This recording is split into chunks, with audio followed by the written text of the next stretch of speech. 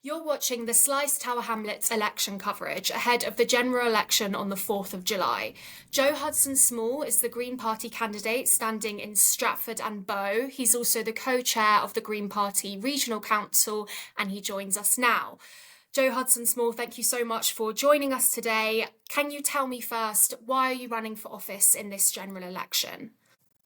Well, thank you for having me. Absolutely. So, in fact, for the first time ever, we're running in all but one constituency across the country. So, everyone is going to have the chance to vote Green, which is super exciting.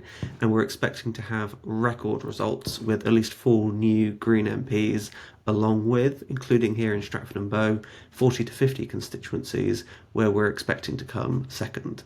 But the reason we're running is because Labour, now more than ever, but also now it's safer than ever to vote Green for an opposition on Labour's left. And so what we're offering in the election is real hope for real change. That's the name of our manifesto. But that means real action on the cost of living crisis, real action on the climate crisis, of course, but also solidarity with Palestine and a plan to fully fund our NHS. And there are a number of other issues that I'm sure we'll get into, but that's why I'm standing in the election. So you're standing in Stratford and Bow, which contains wards both in Tower Hamlets and Newham.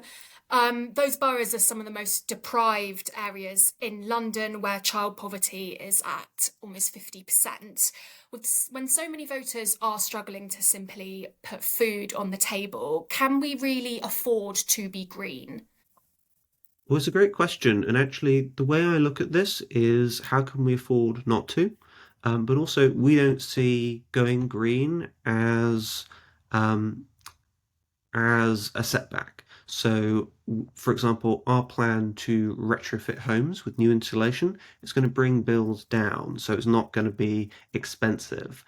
And we actually think the whole way in this country um, we pay for things with the taxes that we all pay for is disproportionate. So we want to introduce a wealth tax on the super rich, and that's how we're going to pay for our record investment in the NHS. So it's not about choosing one or the other. We believe we can absolutely do both. And there are specific plans as well, which economists tell us are the cheapest way, for example, to bring more than 250,000 children in the UK out of poverty is abolishing the two-child benefit cap, which neither Labour or the Conservative Party will commit to doing. And to us, that's not the way we look at politics. We look at politics with compassion, um, and we need to see, like I said before, real change, and we need to do things differently. And you mentioned the wealth tax, which will be 1% a year on the assets of people with more than 10 million and 2% on those with more than 1 billion. How are you going to ensure that this wealth tax won't drive millionaires out of our country, like we've seen happen in places like France, and actually lower the amount that the government can generate in income tax, leading to a decline in funding for our public services? Well, quite simply, the studies don't say that that's what's going to happen. And there are places across the world who have implemented this successfully, and it's what we need to do. We're depending on how you measure it, sixth or seventh largest economy in the world, and yet we've got a national health service with years-long waiting lists. So we absolutely have to do things differently. And the question I'd put back to everyone else is, do you think it's working now? Right? We've got to do something differently.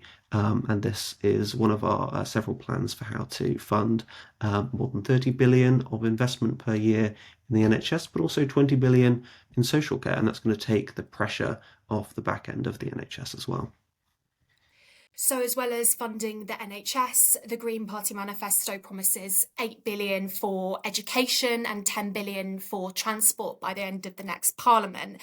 Are residents in Stratford and Bow going to see a drastic hike in their tax bill?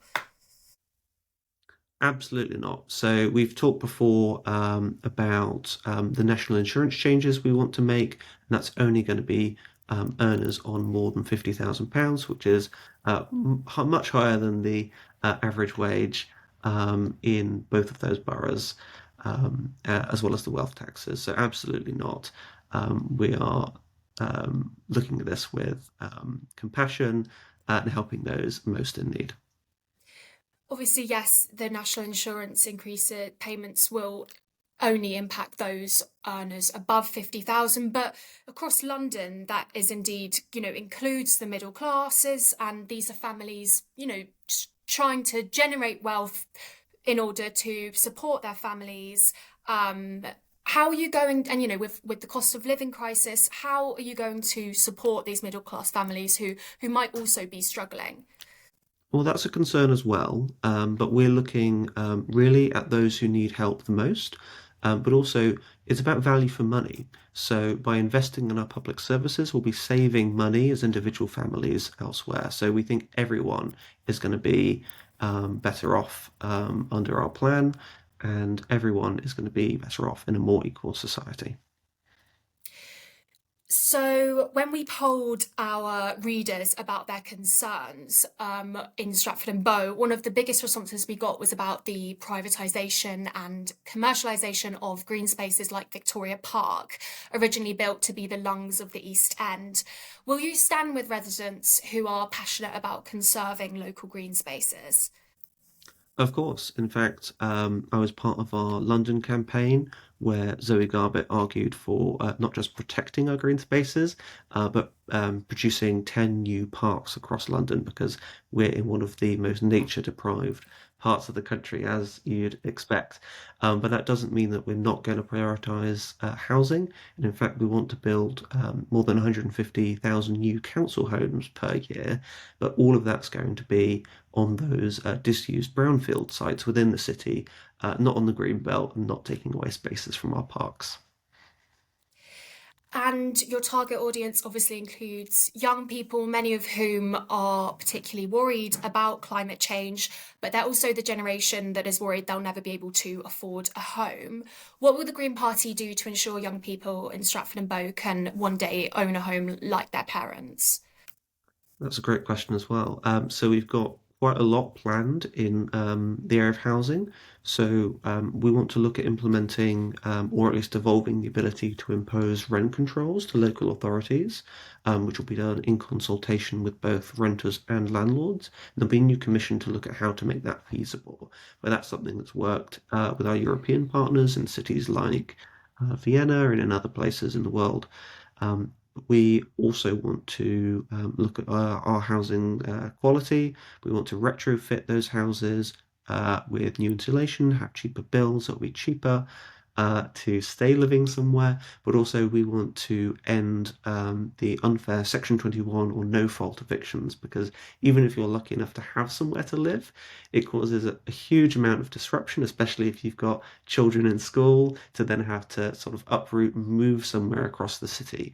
And so that's something we want to put an end to. And unlike the other parties, we truly see housing as a human right. So we want to put people at the centre of everything we do. So, the Green Party is promising great things on housing as well as funding for things like the NHS. But recently, the Institute of Fiscal Studies said that the Green Party, alongside Reform UK, was making wholly unattainable promises in the election. And the think tank accused it of helping to poison the entire political debate by making promises on things that just can't be delivered. How do you respond to this claim?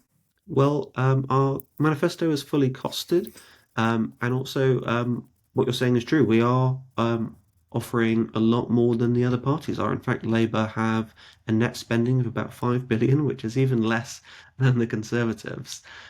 So that's not the way we do things. Especially with the housing crisis, but with the healthcare crisis, the climate crisis, all of these issues, many of which have been going on for decades, the reality is we're one of the few parties who are really being honest about the scale of the problem. And, it's difficult to admit how bad things are. And as you say, some people are worried about the cost of fixing it. But that doesn't mean we can't fix it because it will only get more expensive later. But that's why we have to look at how we can fund these things fairly. And that's why we've got our plan with the wealth tax, for example. Yes, and in order to, as part of your costings, the Green Party wants to raise 107 billion more in taxes. and also borrow an extra 85 million in 2026. What do you say to voters who are worried with that borrowing sum that your party will just increase our government debt by record amounts? So the issue in the past is that historically governments have not been spending the money on growing our economy and making that money back, and that's not something that we'd be looking to do. So our money has been mismanaged. I think we all know that, and that's why we're all looking to get the Conservatives out. Um, but more so than the other parties, we need to be ambitious with our plans going forward so that we don't make these crises worse. So just slightly moving on to another topic. Last week, Just Stop Oil campaigners spray painted Stonehenge with orange paint, calling on the next government to end the extraction and burning of oil, gas, and coal by 2030. Do you support these acts of climate protests by groups such as Just Stop Oil? Well, I think we have to understand how people are feeling because, as you said, young people especially are seeing and will be living their whole lives if we don't do something now with the consequences of the decisions of past generations. And of course, we support the right to peaceful protest, and luckily the cornflower washed off.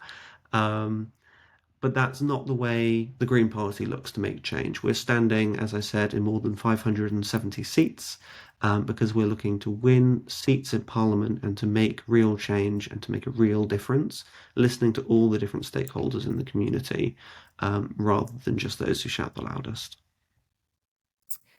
And finally, you mentioned Palestine at the beginning. The Israel Gaza war has been a particularly contentious topic in Tower Hamlets and, is set to potentially impact the way local residents choose to vote on polling day.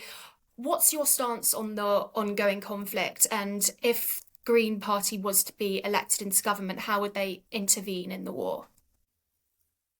So it's obviously incredibly traumatic. I think what's been happening not just since October the 7th, but the events happening in the lead up to it as well.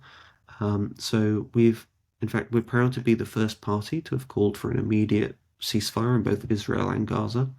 And there are a few things we'd look to do, especially in light of the ICC's investigation and the call for prosecutions for war crimes, which is that we'd look to end arms trading immediately. We'd also look to sanction the individuals responsible. But our long-term aim is absolutely for recognition. Well, our short-term aim includes recognition of Palestine, but our long-term aims include a lasting peace so that innocent people on both sides, of which unfortunately there have been tens of thousands of deaths in recent months, are no longer suffering. And yes, the Green Party has maintained a strong line on a ceasefire for several months. But earlier in June, the Green Party did have to block some candidates from standing as MPs after an investigation into anti Semitic comments made online by some of the candidates. What work is the Green Party currently doing to become a truly anti racist party? So we've done a lot of work. In fact, we've had an external organisation come in recently to give some updated training to our candidates and members. And also, you're right, there were a few individuals where some specific accusations were made. And in fact, we've replaced a number of those candidates already before the nomination deadline had come and gone.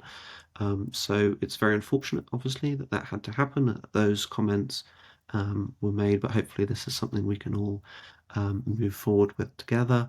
And as you say, we are an anti-racist party, and so Green MPs are going to look to hold those in power to account, including as well in the Metropolitan Police, where there's a long history of racism, sexism, homophobia, and transphobia, and we really need root and branch reform in institutions like that, and that's something that the Green Party will fight for.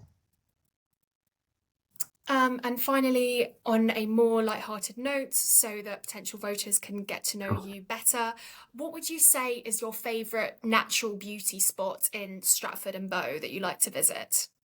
Oh, great question. I actually really love the wetlands in the Olympic Park. They're just a short walk from where I live, actually, at the minute. Great. Thank you very much, Joe Hudson Definitely Small. recommend it. Jo Hudson Small, Green Party candidate for Stratford and Bow.